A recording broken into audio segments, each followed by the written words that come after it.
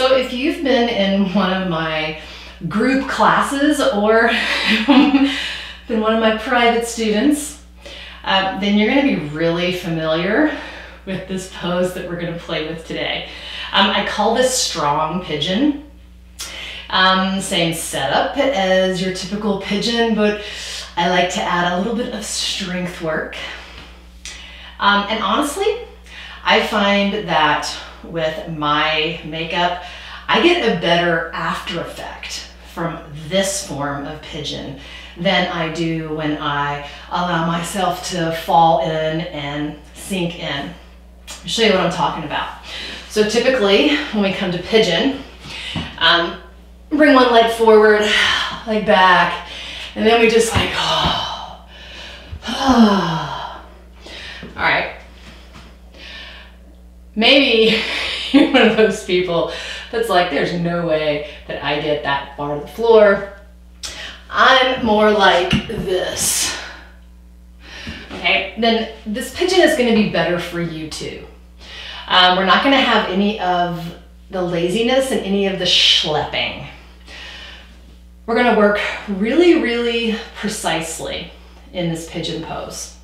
So I encourage props here so that you prop up with blankets, bolsters, anything you got, pillows, so that you can keep your hips even. You'll see what I mean. So you can start from hands and knees or downward facing dog. The only reason I ever start from down dog is just for whatever reason, this is easier for me. So I'm gonna bring my left knee forward behind my left wrist. Now, from this point, I want you to notice how you got into that. Did you shift around in your pelvis, in your spine to get that foot forward, get that knee forward? From your hands and knees, or even from your down dog, your hips are squared forward. I'm gonna keep them that way. So you're gonna pay attention to the little front points on your hips. They're gonna face forward. You're not gonna let them shift side to side. So again, whether it's from down dog or from hands and knees, you're gonna bring that left knee forward, keeping both of those hip points facing forward. So you're also gonna try the best you can to keep them even and not let one lift up higher than the other.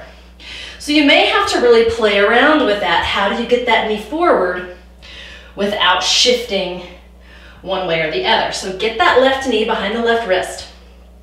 And then you're gonna keep those hip points facing forward, and you're just gonna rotate that left leg. So it's the femur in the hip socket, you're just rotating it. I don't care anything about getting your foot or your ankle up near that right hand. So you're just gonna do whatever your body and your strength allows you to do. Keeping the hips facing forward, not letting them move. This requires moving really slowly. All right, because for whatever reason, we all have our own for our compensations. But what I tend to see in pigeon, and what I tend to do if I'm not thinking about it, is I shift forward, swing it around, and then I do a lot of this business. Obviously I'm exaggerating the movement, but that's what I do. I shift and move and try to get in. That's what I want to eliminate, no shifting. So you gotta keep those hip points facing forward. They do not move while you inch yourself to where you go. So you may find when you do this, even though you usually get all the way to the floor, if you don't allow that shifting, you may find that all of a sudden you're up above the floor. If you're tighter anyway, you may be like, this is how I always get into pigeon, and this is as low as I ever get. That's fine.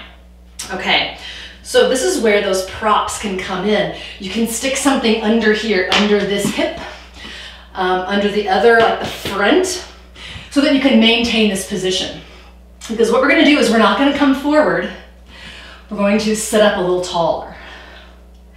Now, imagine squeezing the inner thighs in towards each other. Now you're gonna find your right glute. You're gonna turn it on a little bit. Little squeeze of that butt cheek. And then whether the right toes are tucked under or flat on the floor doesn't really matter. What you're gonna do is you're gonna imagine you're trying to lift the right heel off the ground, but it's too heavy. And so you're gonna turn on the back muscles in your legs. And then at the same time, you're gonna turn on the front leg. So you're imagining that that right shin is trying to lift up towards your chest. It's not gonna go anywhere, but you're gonna feel it. So all of a sudden, this pigeon is intense. A lot of strong muscle activation. No shifting side to side. You can see what happens if you try to lift up. Maybe even interlace the fingers, get a little stretch. Lots and lots and lots of work here.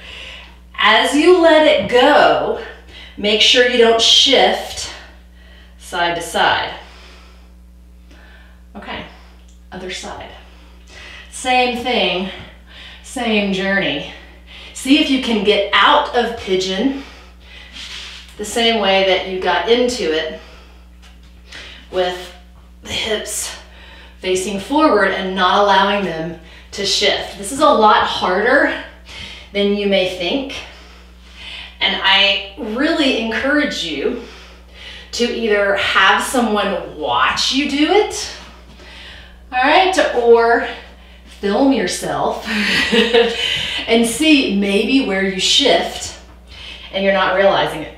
So, hips forward, right knee behind the right wrist, right foot swings to the left, but without any movement. So there's no like momentum, no twist. And then as you go back, there's no shifting, there's no adjusting. Perfectly forward. And when you get where you're gonna get, you're gonna walk it up to wherever you get. You don't have to get this high up. Maybe you get up higher. All right, inner thighs squeeze in towards each other. Like there's a imaginary middle line down your mat and you're trying to squeeze in towards it. It's the left glute now that's gonna turn on. So squeeze that left butt cheek just a bit. And then try to lift that left heel, but it's too heavy, remember. And then think about lifting that right shin up towards your nose. Draw the breath in.